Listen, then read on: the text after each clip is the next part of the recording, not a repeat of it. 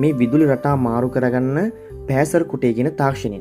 ඉතින් මෙහිදී මේ නිර්මාණය සඳහා Arduino Uno ශුද්ධපාලක ඒ කියන්නේ මයික්‍රෝ කන්ට්‍රෝලර්ස් සහ විශේෂයෙන්ම සකස් කරපු රිලේ ස්විචස් භාවිතා කරලා තිනවා.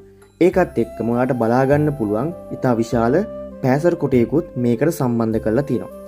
සරලවම කිව්වොත් පරිගණක කේතකරණි ඒ කියන්නේ ප්‍රෝග්‍රෑමින් හරහා මේ විදුලි බුබුලු දහස් ගණනක් ඔන් ඕෆ් කරන රටාවන් ඉතාමත් ක්‍රමවත්ව සහ විශේෂී රටාවන්ට පාලනය කරන්න මේ තරුණයන් සමත් වෙලා තිනවා.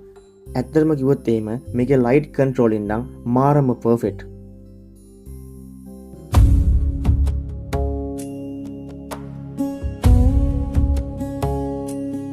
එන්න බලන්න මේ සැනසුම නිවුණු සිත්වල සදාතනික සාමය ලෝකය එන්න